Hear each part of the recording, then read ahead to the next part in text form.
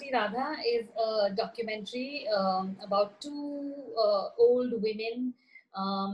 Their husbands long passed away, their families leading their own independent lives. The two of them have sort of retired to this village, to their home in the village, and they finally kind of lived the life that they never had through their long years, which is a life of just lying back and just enjoying and breathing and relaxing and laughing, eating what they want, doing what they want, not being responsible to anyone.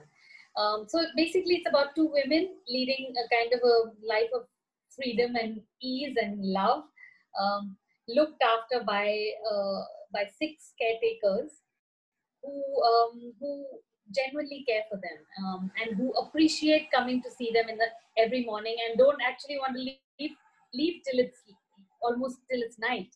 So it's a kind of a small oasis of affection. That's what the film is about.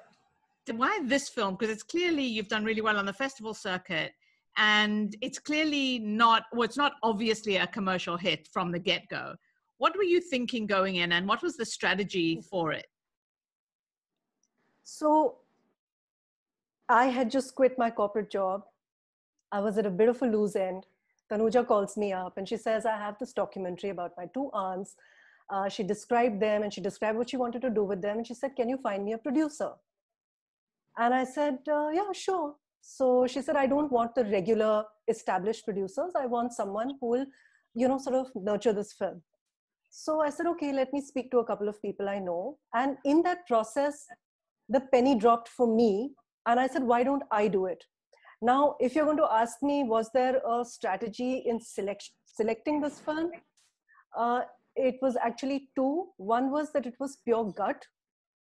It was pure, I can't even explain. Like logically, it defies logic why I would have opted to do this film. But something just told me to do it. The second, I know Tanuja and I trust her. So I knew that I wouldn't be taken for a wild ride. And I think these are the two reasons that I decided to produce this documentary. The strategy going forward was that I think all of us knew that this is not a commercial film. It doesn't have a star cast. It doesn't have this crazy crime plot. It's not even those documentaries which are recreated, based on real crime that has taken place. So this was just about two old aunts of Tanuja's who were living in a small village. So we decided that we'll make this and we'll take the festival route, garner an audience for it, see how people feel about it. And then if it starts like buzzing on the festival circuit, automatically we will find people reaching out, wanting to put this on their platform. And so that's the strategy that we've gone with. And so far it's paid off for us. So because it's been appreciated. So we are lucky that way. And you've have sold it to platforms already. I have, so I'm not planning to sell it. I want to retain the IP. Selling it would mean that, yeah. But yes, we have just sort of signed the contract with Mubi. So it's going to be on Mubi anytime in the next few months. There is another platform that we are speaking with. Again, it's going to be licensed with them for a year. And then actually the world is our oyster because we can do it with a TVOD platform. We can do it with anybody. It's a question of licensing it. I don't want to sell it because then it'll get lost on any one of the big platforms because it's not a big film. So it needs to be nurtured and carried through. So it's not about the driving force is not that I have to recover my money. It is really to get as many people to see it as possible because it's turned out to be a very rare sort of, even though I say so, but I mean, we've seen that from the audience reactions. So, which is amazing. I'll ask Tanuja now. Why it is a small film, but it's a very big film to you. It's a very personal story. Why did you decide to tell it now? Yes, that's a good question actually, because I had it in my mind for many years. And we just tend to get busy in our lives. I was busy in other projects, and somehow this was never the one that was the big one to do. So after my film released at the end of 2017, I did have some free time, and my aunts had been calling me to the village for years, and I'd never been there ever. So I decided that this was a good time to make it. I gathered once Anupama came on board. She so generously agreed to produce it. I got my technical team from the film that I had just finished, and they actually joined just for the love of the subject, because documentaries are usually the kind of projects, at least in India. I know that the world over documentaries are highly regarded, and they're a thing to be respected and worthy to be connected with. In India, I don't think we have yet begun to give the kind of respect that a documentary deserves. But my technical crew, who are more like friend associates, they came on board because they just sort of loved the idea of exploring the lives of these two old women, along with their family of caretakers. They had never been to the village. I had never been to the village. So, when we went there in the beginning, it was more like sort of just looking at the place and meeting, getting to know each other, at least for the rest of the crew. Then it organically developed along the way, where it found its own light-hearted, cute sort of voice. I tend to go more into the serious zone, but I'm so happy that in this project that didn't really happen, where even the seriousness of something like death was regarded with a lightness. The film turned out to be the way you intended it to be? Actually, yeah, that's a good question again, because no creative project actually turns out to be the way one wants it to be. But I have to say that in many ways, this one surpassed our imagination. I thought that it would be wonderful, sweet, lovely. Also, speaking about a kind of a culture and a life that is something of the past, that is fast disappearing. Life in the village is not something that urban people like me are really in connect. We don't have a connect, it is something, there's a nostalgic feeling. But what I love about it is that despite all these things, and along with all these things, there's a contemporary wisdom in it. It talks about all the great sort of subjects that each of us um, toils with and struggles with through our lives, which is health and love and death, and how to share our lives with each other, and how can we leave possibly having contributed something that will stay long after us. So I think that these things that came into it added so much more value to it, and I think these are the things that people are connecting with when they watch it across the world. There's a very strong sense of sisterhood and that just broad theme of community. Were you expecting that? The day I actually thought that this became a true subject for a documentary was when I found out through my parents, who would visit my aunts every year, that there was this group of people who almost were members of their family, who almost lived with them, who were their caretakers. That to me then became a kind of a symbol of what the world ideally can be all about. Ideally we can all live with in a kind of dependent manner with each other, but with affection, without judging each other, with all our little bickering and our fights and our sort of unhappiness as well, but not without deep love.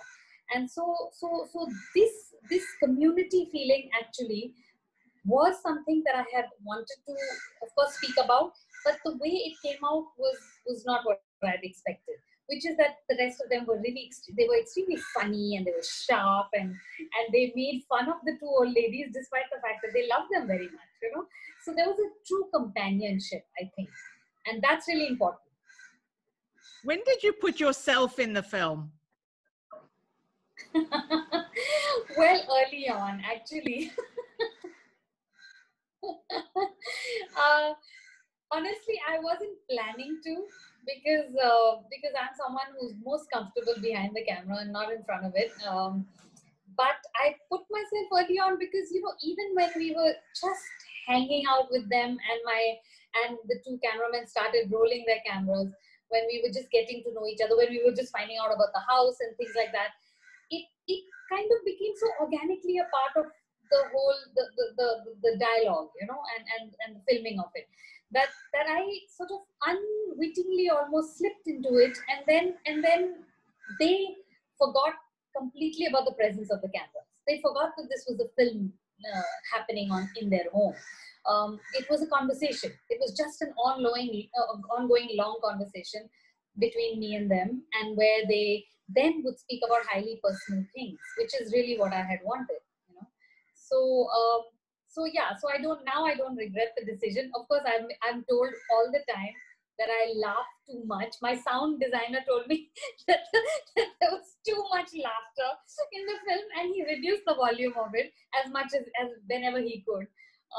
But that's something that, you know, I that's part of my nature, and I couldn't stop that. Well, fabulous. I mean, you made a very personal, and it made it really personal, family film. Were you worried about how your family might respond, or how your aunts might respond when, I don't know, sometimes families have corners you just shouldn't be digging in? Yes. I was worried. I mean, in the sense that, you know, there are things that I wanted to dig more about, but when I sensed that they wouldn't want to speak about some things at greater length, I would let them be, because I mean, I think that's what any person with, you know, person who respects their subjects should let that be.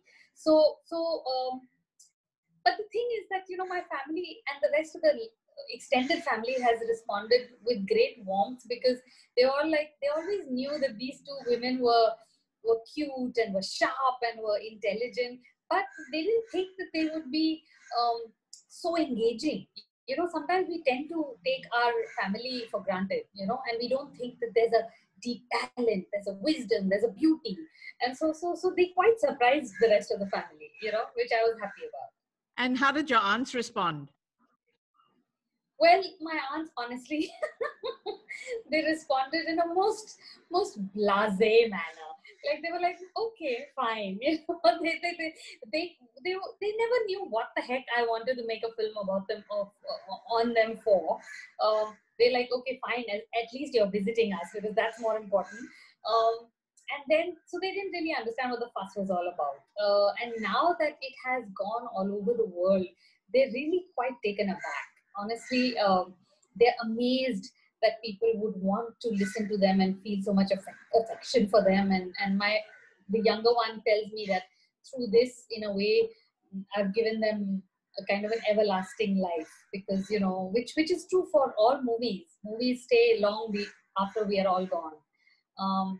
But I always tell them that it's they who have given me and Anupama and our crew everlasting life, because our names will always be there. They'll always feature in the film wherever it shows, you know. So they've done us a big one.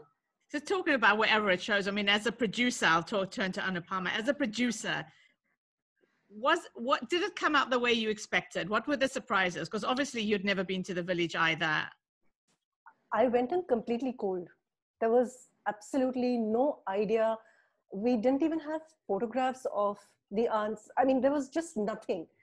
And so the first indication of where or what this is, the tactile sense came when I reached the place, the venue, and met these two aunts. And then suddenly it was like a sense of relief that, oh my God, these subjects are great in front of the camera. There's laughter. It's not going to be a morbid, you know, what you usually associate with old people, that it will go into some sort of a very sad, tragic sort of conversation about helplessness and all of that. This was instead, on the other hand, spirited and delightful and humorous. And so that was one relief. And then even at that point, I had in my mind a sense of how it would come through. But when I saw the edit, which actually he took a fairly long time over, Chandan, that edit surprised me completely, because I think Tanuja called me in to show me the film. And I think she was a little nervous because my background has always been hardcore entertainment. So she thought I'd probably find it a little slow. And I saw it and I said, no way, there is nothing slow about it. It's just such a beautiful, heartwarming film. And it has so many layers. There's so much that it's saying to us that for me, that day, I said, I'm so glad I decided to back this film. That day I knew I had something good on my hands. So when all this editing and this lengthy storytelling was taking place, what were you thinking? I was just waiting to see it. There's no point making a plan about something that you don't have in hand yet. So see, the thing is, I had decided, I knew that this is not a commercial film. Once you know that, then you also know that this is something that is going to require patience. It's not going to be something that, you know, there should be an urgency to recoup my money or to, it can't be. That cannot be the driving force, because then there's no point in putting money behind this film. So you knew, I mean, I always knew that it's going to take a while, that it is going to be a long journey. And so then you need to give it the time for it to come together the way it needs to come together before you can take it out and show it to people.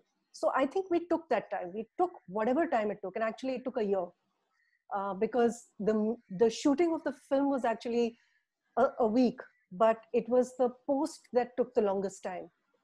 And we just wrote that time out.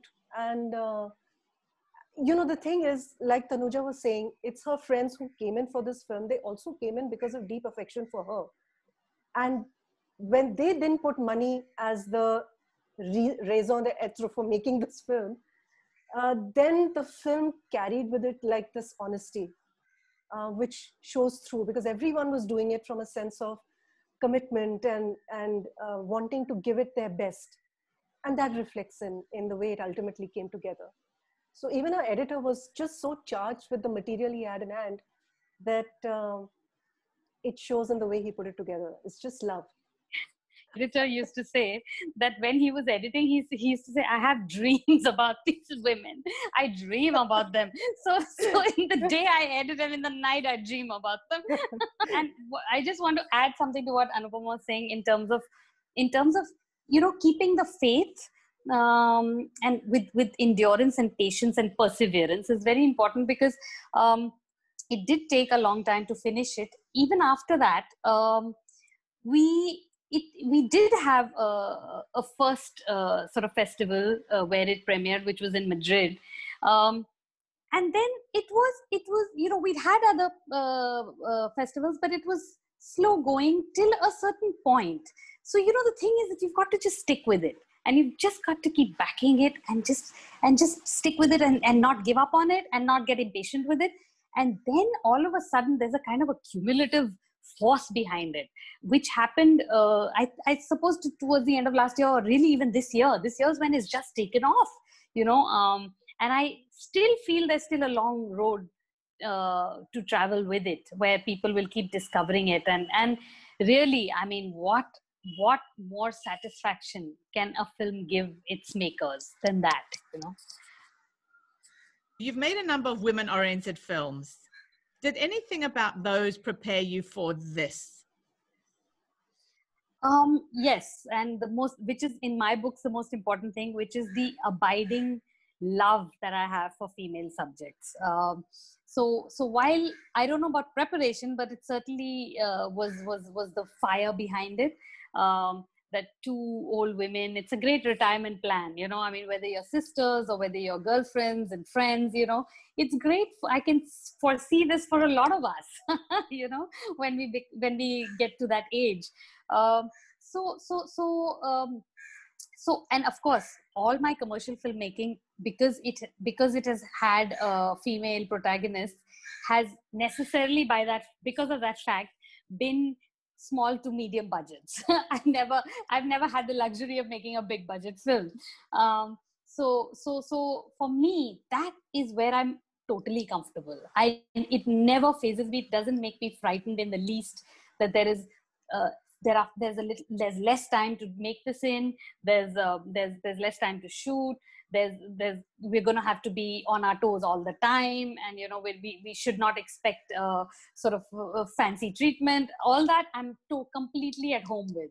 So that completely prepared me. I was like, small budget, bring it. I'm never scared of that.